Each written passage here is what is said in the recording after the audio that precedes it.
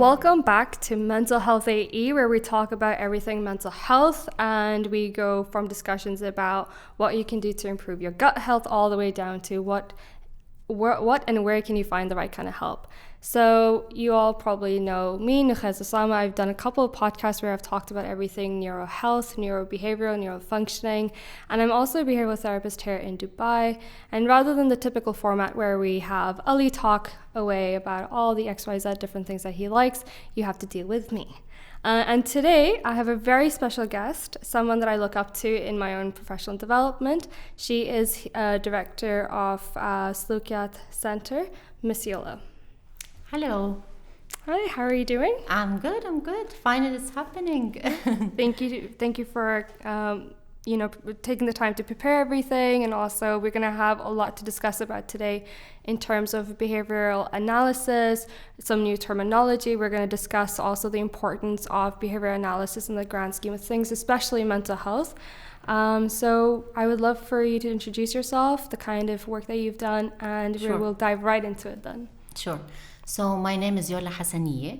I'm Board Certified Behavioural Analyst, licensed special educator, co-founder of the Lebanese Association for Behavior Analysis, co-founder of Slokiat Center. It's a center that provides therapeutic services for children with determination or children with special needs. I'm also an animal lover, advocate, and I'm a mother of 4 cats. Oh, mashallah, that's great. I feel like you're doing a lot. Yeah. A lot, and I think it's a balancing act to get everything going and keeping your head up and all that. So I'm really excited to see your perspective. I'm really excited to see your perspectives and sort of understand a little bit more about behavioral analysis, because as you said, you're a board certified behavioral analyst. So I imagine that you have insight, and not just from your education, but also from experience that that I think people should be aware of as well. And I would like to start off by just asking you, what are some typical differences in the field of psychology and behavioral analysis? So the main difference is that psychology studies mental processes, and it studies the mind as such. Also in the approach, it uses mentalism as its main approach of study. Behavior analysis studies the science of behavior, and the approach is completely different. So behavior analysis provides a complete rigorous system, scientific that is, with the principles of behavior that also includes proven studies, proven techniques that change, eliminate, and replace behaviors. So if you want to think of it this way, behavior analysis is the science of behavior, and wherever you need a behavior change is where you need a behavior analyst. Mm-hmm. And I remember even in my college we understood that behavior change comes from learning and unlearning, and as we all know, it comes with the formation of reinforcements, punishments, and extinction, and that is how you see the change in behavior over time. So I agree, we have to have people who are specialized in behaviorism, not behaviorism, but behavioral analysis, behaviorism, who understand how a behavior is almost constructed. So I clearly see the difference here between behaviorist or behavioral analysis. So behavior analysis is a better way of describing it. It's a more accurate way. Okay. Because behavioral analysis is you're using a behavioral way of analyzing things. When you say behavior analysis, you are analyzing the behavior. So the change changes the meaning as well. To add to that, I think we should kind of also define what science is as well, because we hear the word science. We hear the word science, and people kind of use it lightly. You hear lots of things out there, be it approaches, be it recommended therapy, that they say it's scientific, where it's not scientific. So when we say the word science, we have to apply the scientific characteristics, which can be, in terms of science, you need to have a science that follows certain law, what we call determinism in science. You have to follow a certain law. There has to be an order of a law there. It has to be, the studies has to be replicated. Studies have to be replicated. You have to have empiricism in terms of you're open, for testing, for validating your suggested experiments as well. It is highly experimental. This is a very important, note of science as well, and it should be simple. Yeah, I think that's also what, like, the one thing to highlight is simplicity is also what helps science keep going, is because you can add the information over time. If I think the system is too complex and it's too difficult to understand, then you can't replicate it, and reliability is then immediately compromised if you are unable to replicate something. And Absolutely. Reliability helps with standardizing something over time. And I think this is it's important to understand what science means and the science behind behaviorism, the science behind psychology as well. And they're all very different, but at the same time, they're very interlinked. And I think this, takes us to the next part where we want to talk about sort of like how does this sort of behavioral science how does it bring itself to mental health? So I'll talk about my own experience with regards to that. I mean, I've throughout my work, I've seen the wonder, the magic of behavior analysis as an effective treatment, as a science that uses evidence-based practices. When we say evidence-based practices, it's a way of you're analyzing, you're collecting, you're translating the latest evidences, and you are combining, the client's preferences, latest research, clinical experiments and experiences, and you are putting, all of this in the service of helping, supporting your client. So I've seen all of this. I've seen behavior analysis bringing about positive changes and noticeable changes in the lives of people who are diagnosed with autism, which is a complex developmental delay. I've also seen how their families struggle whenever, there's a diagnosis of certain developmental delay, the effect of that on mental health, basically. And so I was thinking about approaching mental health, what's happening there, what's happening in this area. And I would say the pandemic was a turning point for me in my life, because I was also diagnosed with moderate anxiety and depression. And then when I sought therapy, I was surprised to see how much psychology, as an approach, is failing short in terms of having the same effectiveness that I've seen in behavior analysis with clients. And also, with the pandemic, it did increase the mental health around the world with individuals. This is basically what kind of make me think, okay, time to see what's happening in psychology with regards to mental health. No, I agree. I think it's also, I heard a lot of the times from a lot of my friends as well, where they say that they've been to therapy, but they feel like they've just talked and there hasn't been a greater change. And, talking obviously does help. Seeking out help in different forms can help people in different ways. But I think that the part where you talked about the effectiveness is sometimes more prevalent and more pronounced in behavioral analysis or behavioral work with when individuals work with a behavioral analyst. The effectiveness of the outcome of their treatment is so much greater. And I want to ask you more about that. So why do you think that there is a difference of the effectiveness there? Is it because of the evidence-based strategies that are used in behavioral analysis, or what's your take on that? So when we say effectiveness is again, I'm seeing changes, I'm seeing positive changes, and you are able to some extent to phase out the therapy and fade it eventually. And when we talk about effectiveness, Of course, when it comes to evidence-based practices, whenever you say evidence-based practice, you know that the practice itself will yield, positive results. But then you also see what's happening with people, kind of taking psychology therapy as it is. And here I want to highlight, the immense efforts made by psychologists to bring about the awareness needed Absolutely. for people to seek mental health. So there is really a massive kind of improvement as such in terms of people, they're not shy, or they're not ashamed of, being vocal about their mental health issues. And now more than ever, people are seeking, therapy. But in terms of what you also notice is that lots of people are dropping therapy, psychological therapy as is, and they're going, for kind of alternative solutions that might, end up putting them a bit off the healing path.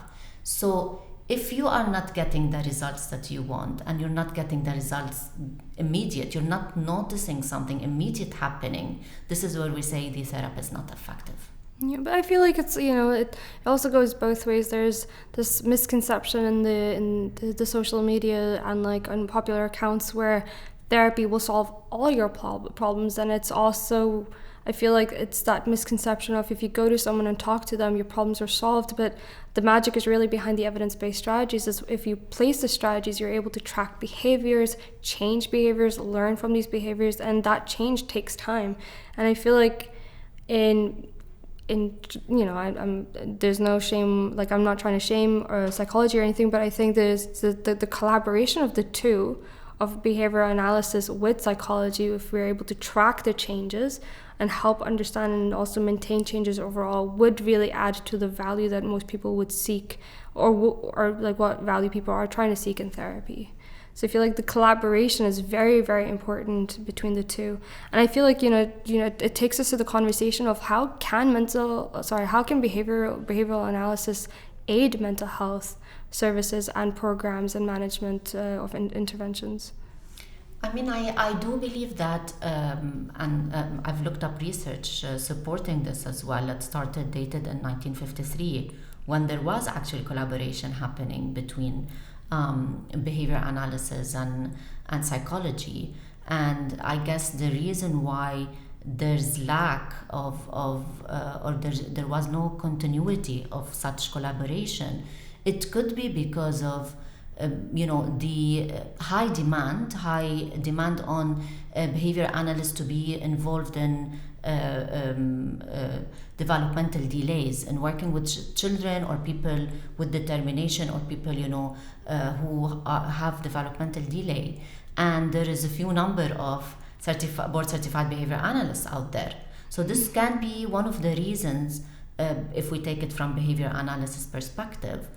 And also if we want to take it from the psychologist's perspective, is that I believe that sometimes there's a lack of actual knowledge of what behavior analysis can actually provide. Yeah.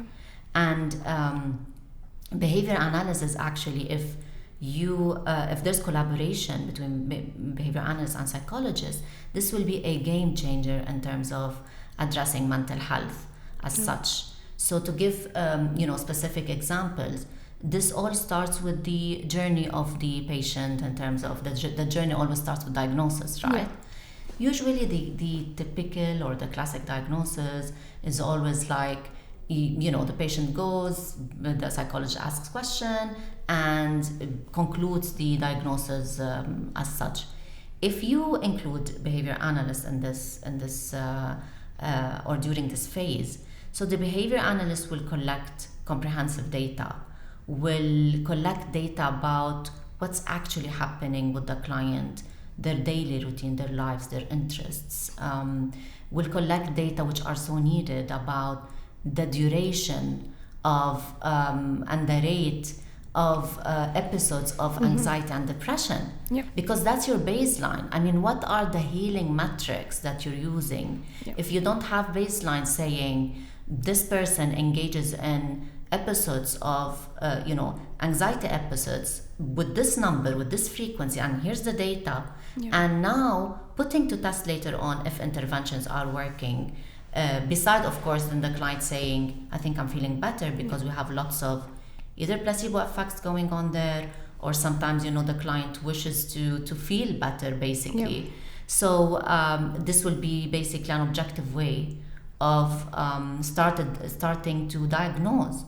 And there's something else also with diagnosis, is that you get to know a lot about, and you heard these diagnoses, Nokhez. I mean, mild diagnosis, moderate, severe. What does this even mean for a patient? What does it mean? Who puts the magnitude of the diagnosis? The diagnosis. This is where we say, and like as behavior analysts, you are not kind of validating the diagnosis. You are just putting metrics to study the baseline. To say, okay, here we are, and now after we put the intervention, let's see, let's measure later the results. So this is as a start of diagnosis, if you want to, call it the first initial phase in the therapeutic journey. I think what also is it would be substantial to mention is that even in the diagnosis phase, the behavioral analyst would also collect data as to what are the triggering points, what causes this. And I feel like sometimes, especially for traditional psychopathology, it's very difficult to underline exactly what's causing what. And if over time a behavior analyst can capture the different points, then we can also see trends, for example, of like what kind of issues are causing or what kind of triggers are causing an attack in the middle of the night, what's causing in the morning. And it can provide you more insight to more unique and specific data for your patient. And I feel like that's where the personalization of the treatment plan really comes in. And I feel that's where I really see that click between both fields collaborating to figure out how can we best manage the intervention. And I think that also leads us to the next part, is I think it's the intervention management, the planning of the intervention then for a psychologist, right? Absolutely. And I just want to add another point to data collection, as you're mentioning it, because it's very important. So with regards to data collection, like you said, Nokhez, this is a science of specifics. So you are going, because specifics are needed here. Absolutely. You need to know the triggers, you need to write them down. And if you are helping a patient to become aware of their feelings, and most importantly to manage, right? So data collection helps also in teaching patients to have self-management skills. You cannot have self-management skills if you don't collect data. Okay, so you don't know what to even manage. Exactly. So data collection, and of course add to it that some kind of data collection acts as a reward by itself. Like for example, checklists. Absolutely. The moment you tick that something is done, you get instant reward. Although maybe, and we'll talk about rewards, maybe you have kind of an intention to watch a movie after you finish engaging in a specific behavior that will bring about this positive income. The moment you tick that checklist, that by itself is providing you the very first reinforcer that you need. Absolutely. I just wanted to kind of add that behavior analysis and after diagnosis is also, being able, like, just imagine psychologist, behavior analyst, and the patient, called the client, sitting together and mapping out, as you said, the plan put forth. Like if the psychologists say, okay, we have 6 important targets, how do we prioritize these targets? Which is something you don't unfortunately kind of hear in therapy sessions. So say for example, you have a patient that's not happy about their body image, and it's causing them low self-esteem, all right? And so you have a target of having them go to gym, having exercising and things like that. And also it happens that patient suffers from insomnia.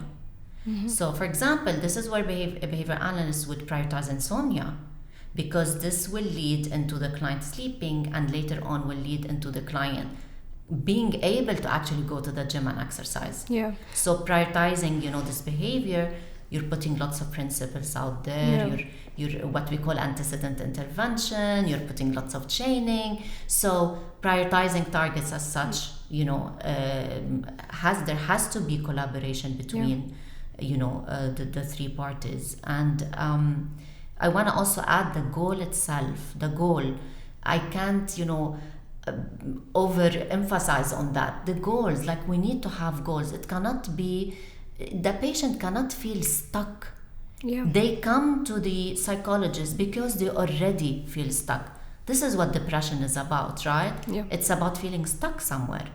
They cannot go and be in that endless loop, endless maze of, I don't know where am I at. I don't know if I'm, heading towards healing. Which phase am I at? What am I targeting? What is my goal? What is the behavior change? What is my part? What am I supposed to be doing? This is where the behavior analyst would come in and say, okay, so you want to change this for X to feel, for the patient to feel X, Y, and Z. Okay, then let's establish what we call operationally defined target. Yeah. I put a target, okay, and the goal should be very specific.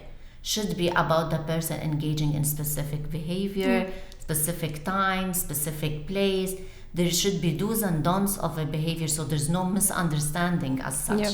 So we can add a lot to the targets there, but maybe... But I think that brings in a really interesting perspective because, for example, for individuals who have depression, giving them specific achievable, measurable, yes, and if you're giving them specific targets, it also motivates them. If you tell someone who is suffering with depression or anxiety, one of the biggest the biggest symptom that they also feel is rumination, is this sense of this loss of purpose or loss of directionality that does come with rumination and constantly thinking about the negative biases that they're experiencing. So if you're able to give them a very specific goal, like, hey, for this week, we're going to work on this, and then also being able to measure if that intervention or the behavioral change that we're trying to facilitate is actually changing over time, they will feel more empowered in their mental health because they feel a sense of purpose, like, okay, things are actually improving. It is not just I go to this person, talk, and then I come out and I'm like, khalas, I feel a little bit better right now. That's not the point of therapy. The therapy is to have a specific goal to work on, no matter how incremental or small it is, but is that a small change will always result in a bigger, more cascading effect, especially with mental health. And I think that this is a very great perspective, that being able to manage those specific targets, giving them targets, feasible and measurable ideas of this is what we could work on this week, and this will add into this, and it's like the snowball effect will kick in almost.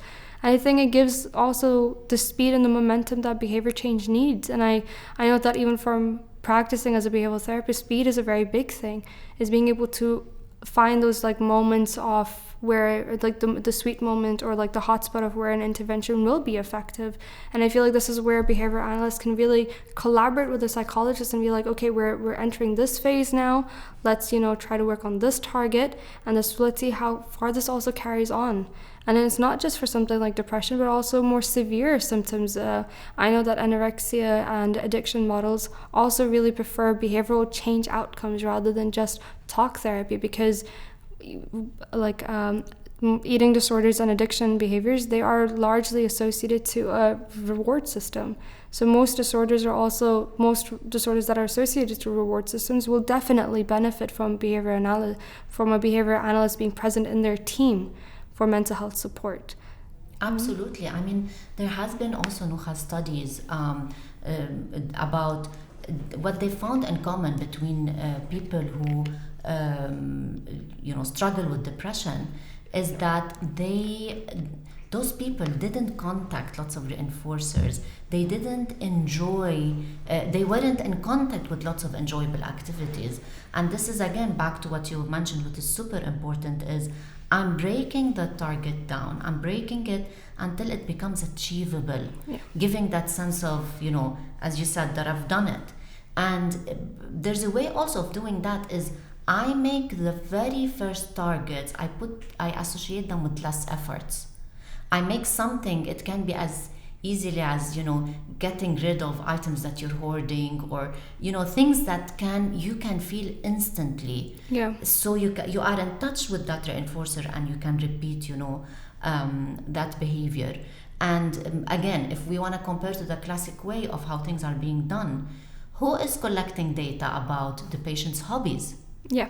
This is an important thing. How can I provide alternative behavior if I don't know what the client likes, what he doesn't like, what they can do, what they cannot do? How can I provide a plan for that? Also, I feel like what is a really important aspect is to also consider their home and their work environments. How do the different factors in those different places also impact mental health? Is it that they're sitting away from direct sunlight and they are maybe someone who really likes sunlight? Is it that the house environment is very toxic, very heavy? How can we also engage with that? Because I think one thing that people also need to understand, that you can go to therapy and everything, but also you need to change your environment sometimes. Not completely change, and I'm not saying like move to a different country, go on a fancy holiday. Just adjust. Yeah, exactly. Adjust and make the small changes you need to feel that change. I got new pillow covers and like a little like fancy like carpet, and I suddenly feel like, okay, my room's a little open and I feel a bit more like I can almost breathe a little bit more, and that helps with anxiety. And I imagine if a behavior analyst was also sitting with me, they'd take these notes and be like, okay, this is something she's struggling with. What are the measures that we can take to make her feel like she can breathe more? What else can she do? Can she exercise? What kind of exercises? And like this, you do almost construct a very nice map of different interventions in different places. And that brings us to the importance of generalization in therapy. Is immensely important. I feel like maintenance is one thing, but generalization, it's sometimes I think classical therapy of just talking to someone is too restricted to the clinical setting. What about being able to test it with friends or family? Can those same habits be retained and like maintained over time or not? Is a person deviating into maladaptive behaviors in a different setting? If so, what kind of behaviors? What are the settings that are causing that? So I feel like behavior analysis really captures that perfectly and brings in the evidence almost to the therapy that, okay, this is what we could do next or change for next time. Absolutely. I mean, you mentioned key points there. For example, changing environment. This is very important, and that's why, again, that collaboration is needed, because psychologists can work, they're working on the target, and then the behavior analyst is visiting the natural environment, of course, with the, patient's consent and approval. And they are building, new habits, they're making changes in the home itself.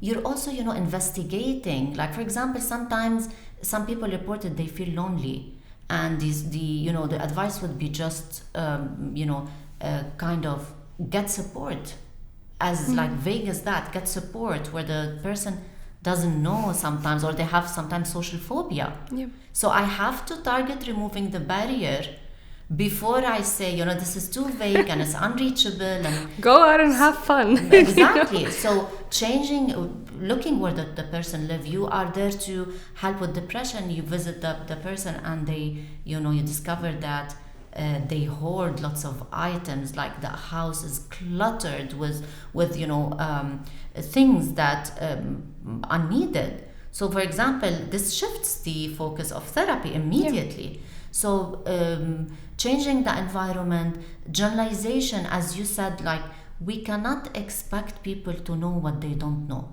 This is very important in therapy. Yeah. When I help someone make change, the best way to do it is I do it in their natural environment, because this makes it easier to change in other environments. It also helps with familiarization to an extent, and Absolutely. It's also if you're only talking about specific behaviors in a clinical setting, if that same behavior occurs differently in a different kind of frequency or intensity, you're not familiar with it in a different setting.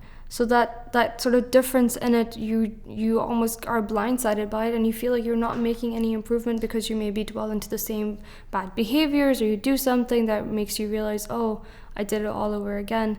And I feel like if you're able to take it out and give them perspective and insight on how they're behavior can manifest over time due to certain different kinds of triggers, and really map out everything for them. You are giving them the agency that they need in their behavior to also be able to change what they can change. Because it's like, as you said, it's like we can't expect them to change something that they don't know that they need to change. So Exactly. And we can talk, maybe we'll have more episodes about techniques such as like extinction recovery. Like, for example, you change something and then you go back to the same setting or environment where the behavior ceased the last time you made the change. It is expected, for example, that the behavior to reoccur, and that's predictable. So who tells the patient that don't panic, this is to happen? You've been doing great. Now you went back to visit your, a place that reminds you of certain things. Expect what we call extinction recovery. Doesn't mean this will last. And that's what the things that you need to do. I feel like if that was a message I was giving to people in therapy, they'd just feel a little bit more calm. Because that's also the fear in so many individuals that go to therapy. It's slight slip and they're like, my whole world is coming down. I feel like I've made no improvement. And if just someone could tell them, you will feel this. It will come and it will pass. That sort of, I don't know, almost like grounding, the feeling of someone grounding you a little bit in times of recovery and healing is very necessary. And I think that collaborative effort of not just a psychologist, but a behavioral analyst and a psychiatrist and whoever, a neurologist, whoever is in the mix of this, the collaboration makes it a lot more holistic and wholesome for the patient. And it's not, and I think it's some of the interesting things that I've read online is that mental health needs to be considered as a more holistic, wide approach rather than just something of, I'm struggling with how I'm feeling. It's something that is impacts the day-to-day routine. And if we are able to manage it, not just categorically, but also look at the subcategories and look at how the things are being impacted, and through that develop the right kind of interventions, the right plans, the right behavioral portfolios, whatever you want to call it. But, clarity. I would call it, the patient has the right to have clarity about what to expect. It brings you peace. It brings you also a sense of control that you lose when you face depression. It gives you actual hope, not false hope, real hope, which is really needed. And measurable hope. Measurable hope. I like that. I like that. And so what are some like messages you would want to share with the community, with the listeners especially who are listening to this podcast and are getting they're getting familiar with the term of behavior analysis? What is the message that you can also put out for psychologists in terms of collaboration? I would first address the patients, people who are seeking support in mental health, to kind of ask them to seek that psychologist that does this collaboration, to know that they have the right of effective treatment, and most importantly, not to give up and to change completely to alternatives. We're seeing lots of alternatives out there that are very harmful in nature, relying on pseudoscience and just with social media, alternatives that are just trendy but actually they're harmful. For the psychologist, I would definitely say be that psychologist that brings about that change, be that distinguished psychologist. The thing is, when patients improve, the psychologist's practice will improve and vice versa. You cannot expect to advance in your therapy and your research and your career if your patients are stuck. Yeah, absolutely. And there's a nice saying by Donald Byrd that there could be a science of behavior, of what we are and what we can do. How could you resist that? This is in a nutshell what behavior analysis is. Well, I think that really perfectly ends our episode for today. Then thank you so much, Yola. I think this was a very insightful discussion, a discussion I feel like a lot of people are going to learn something from, and also that there's going to be there's a good big takeaway here is that small wins are still wins in mental health, and that sometimes you need someone extra on your team who knows how to make that a little goal for you, give that goal so you can measure it. And whether that be through a behavioral analyst or a psychologist, the importance of evidence-based strategies in intervention planning is very important, especially at the critical stage where there's a higher prevalence of anxiety, depression, more severe mental health illnesses in the society. So yeah, thanks a lot, Nokhez, and Ali, thank you for providing this beautiful platform of collaboration and sharing ideas. Thank you for doing that. Thank you, and thank you so much, listeners. We will be back with something